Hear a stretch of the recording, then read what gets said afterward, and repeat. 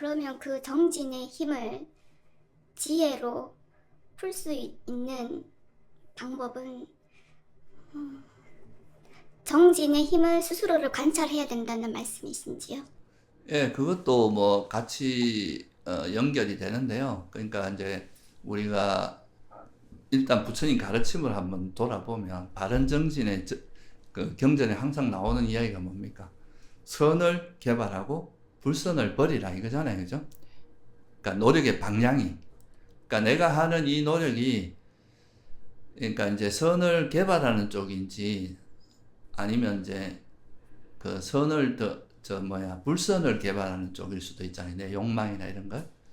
그래서 그거를 이제 그런 기준을 갖고 있으면 그 다음에는 이제 예를 들면 내 호흡 수행을 할 때 호흡을 알아차리는 거 이거는 이제 선한 마음이라고 볼 수 있는데 그러다 보면 또 번뇌들이 막 일어나잖아요. 그죠? 생각이 막 일어나고. 그러면 이런 생각이 욕망을 기반 이제 장애를 보통 이제 5장애를 기반으로 일어나는데 욕망인지 성냄인지 이런 걸 알고 그걸 그런 것들을 방치하는 거는 내버려 두면 이건 우리 번뇌가 커질 거 아니에요.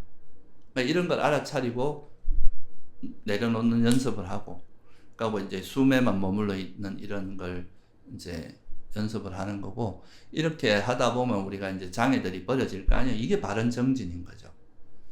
그리고 또 이제 마음이 청정해졌으면 청정해지는 걸로 끝나는 게 아니고 내가 마음이 청정해지고 깨끗해졌으면 이게 이제 내가 그 다음에 사람들과 관계를 할 거 아니에요. 이건 지금 내면에서 일어난 일이니까. 그럼 이 깨끗해진 마음으로 다른 사람에게 욕을 하거나 뭐 이러진 않을 거 아니에요.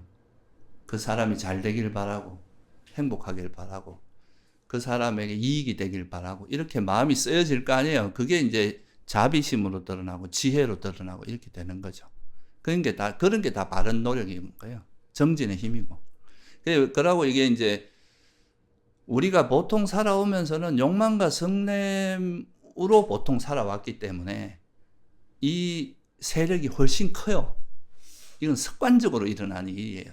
욕망이나 성냄은. 그러니까 이거를 그냥 가만히 있으면 우린 보통 편한 쪽으로 흘러가는데 익숙한 쪽으로 흘러가거든요. 그게 이제 욕망의 성냄으로 갑니다. 그러니까 이거를 그렇게 그쪽으로 가지 않도록 하기 위해서는 애를 써야 되는 거예요. 그게 이제 정진의 힘이고.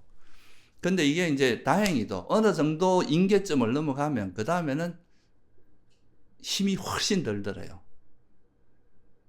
무슨 말이냐면 이제 우리가 처음에는 이게 번뇌의 저항이 크기 때문에 좀만 정말 애를 써야 번뇌가 놓아진단 말이죠. 근데 이제 이걸 열심히 하다 보면 지혜도 자라고 삼매의 힘도 자라고 정진력도 생기고 이제 막 이러다 보면 나중에는 조그만 노력을 해도 이 선한 마음이 오래 유지되는 거예요. 그래서 우리가 정진이 꼭 필요한 거예요. 그래서 어찌 보면 부처님께서 열반하실 때 마지막으로 남긴 말씀도 그거잖아요. 그죠? 이 세상에 있는 모든 건 다 소멸하기 마련인 거니까 방일하지 말고 해야 할 바를 성취해라 이랬잖아요. 그러니까 우리가 계속 노력하면서 그 번뇌로 흘러가는 이 삶을 멈추고 이제 그것이 번뇌가 없는 이제 삶으로 바꾸기 위해서는 계속 노력을 해야 되는 거라는 거죠. 그 노력이 없으면 안 된다 이거죠. 그러니까 집중을 할 때는 명상을 앉아서 할 때는 명상에 집중이 되니까 그때는 탐진치로부터 벗어나려고 애쓰고 그리고 많이 일상적인 생활에서는 보다는 훨씬 더 많이 벗어났다고 생각하는데 거기다가 정진을 더하니 그 상태는 굉장히 좋은 상태인데 눈을 뜨고 벌떡 일어나는 순간 이제 거기에서부터 물론 그거를 가지고 지혜를 가지고 하지만 다른 대상, 숨 아닌 다른 대상을 보면서부터는 또다시 이제 그 아까 말씀하신 대로 자연스럽게 흘러가는 그러한 삶 속에 들어가는데 하여튼 그 그래서 정진의 수행은 힘으로 수행이 이제 호흡 수행만 있는 게 아니고 우리가 그런 말 이제 옛날 선사들이 그런 말 하거든요. 앉았으면 부처되면 뭐 하냐. 그러면 목석이 더 낫다. 그런 이야기를 한단 말이에요. 물론 앉아서 마음이 이제 깨끗하고 청정한 것도 중요한데 이게 이제 일상으로 돌아왔을 때 이 앉아서 우리가 삼매를 개발하는 이유는 일상에서 내가 이제 번뇌를 하는 데 있어서 내 마음을 좀 더 내면의 힘을 기르는 거에 좀 더 가깝거든요. 그러니까 이제 그 삼매력이 일상에서 내가 번뇌에 물들지 않도록 도와주는 역할을 한단 말이에요. 그러니까 일상에서 또 번뇌를 안 일으키는 건 또 약간 다른 영역의 수행이 필요한 거예요. 그래서 일상에서도 내가 어떤 사람들과 만나서 대화를 하거나 예를 들어 말을 할 때 내가 말하는 말하기 전에 내 마음이 어떤 상태인지를 살피고 말하고, 말할 때도 내가 지금 화로 말을 하는지 이런 걸 살피고, 그런 걸 감각적으로 알 수 있거든요. 그리고 말하고 나서 이제 또 내가 적절하게 말했는지 이런 것도 한 번쯤은 생각해 볼 수도 있고, 이런 과정을 거치면서 말이 신중해지고 쓸데없는 말을 안 하게 되고, 말할 때 내가 욕망으로 말을 하거나 번뇌를 가지고 말을 안 하게 되거든요. 이거는 그 순간에 내가 계속 이제 내 마음 상태를 알아차리는 노력이 이어져야 될 거 아니에요. 이거는 호흡 수행할 때 하는 것과 또 약간 다른 패턴이거든요. 이것도 연습을 해야 되는데, 보통은 이제 수행이라 그러면 앉아서 하는 이것만 생각하고 일상에서 하는 이런 수행을 좀 등한시하거든요. 그러면은 일상에서 하는 거는 이제 훨씬 다양한 대상을 접하기 때문에 이게 훨씬 더 좀 신속하고 기민하게 움직여야 돼요. 그래서 이것도 또 다른 형태의 정진이 필요한 거예요. 이런 노력도 꾸준히 하고 이래야 좌선과, 그러니까 좌선하고 걷기 수행은 비슷한 패턴이고, 일상에서 이제 우리가 어떤 경계에 부딪힐 때마다 내 마음이 어떻게 작용하는지를 알아차리고 그 마음이 번뇌에 오염되지 않도록 하는 거, 이거는 또 꾸준히 해야 됩니다. 그런 노력도 같이 겸비해야 되는 거예요.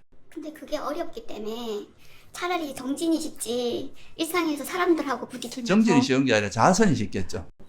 부딪히면서 맞아요. 이렇게 부딪히면서 생기는 그런 갈등이 내가 할 수 없는 것들이 사실 많거든요. 왜냐하면 대상이 너무 다양하기 때문에.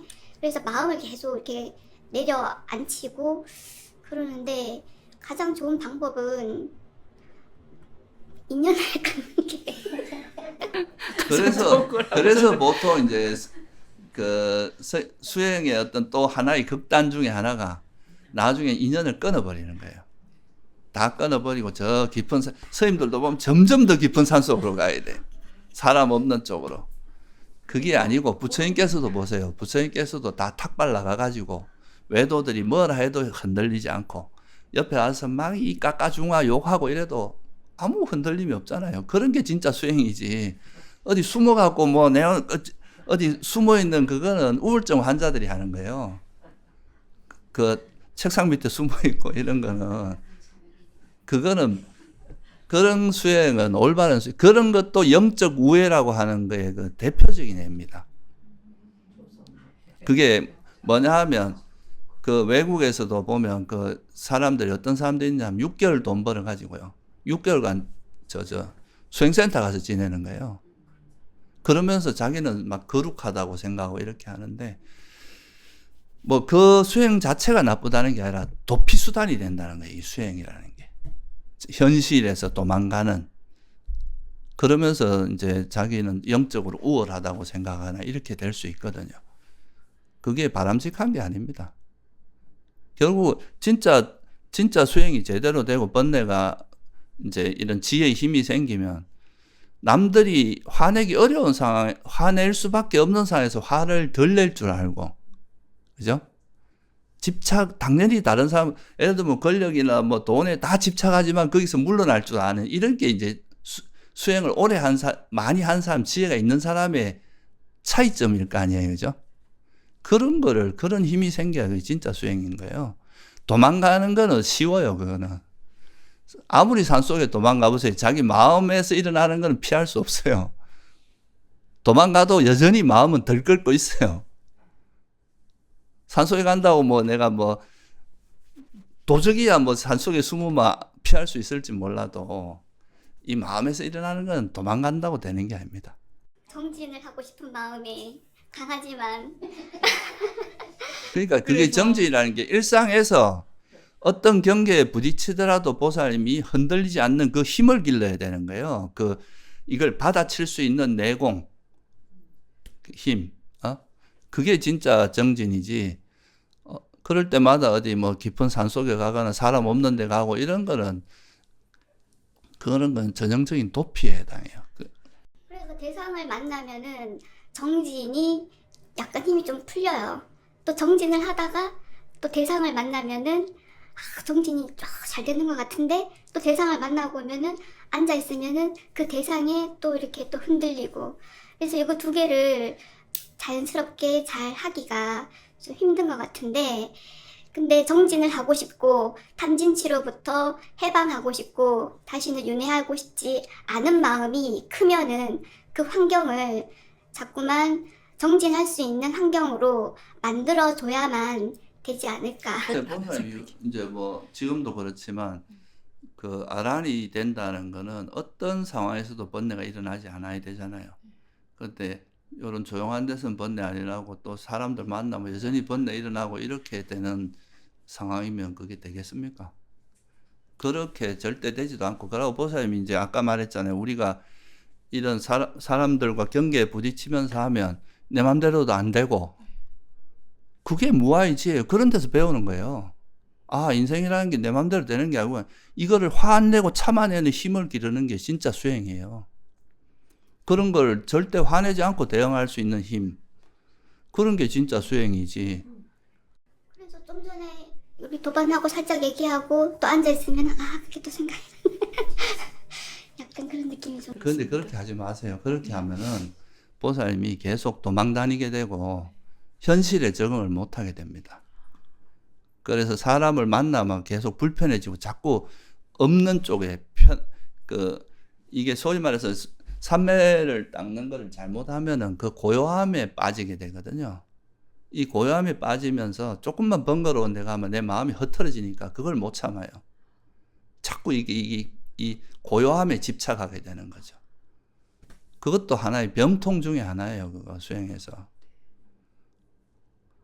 옛날 어른이 이런 말 한 게 있어요. 산속에 가도 시장통 같이 지루하지 않고 시장통에 가도 산속처럼 고요하다. 이런 말이 있어요. 그래 돼야 그게 정상인 거예요. 네, 좋은 가르침 감사합니다. 굉장히 어렵습니다. 어려우니까 하는 거지. 뭐 안 어려우면 말라고 출가하고 이러고 있어요. 어려운 거를 해내는 게 그게 진짜 그건 거예요.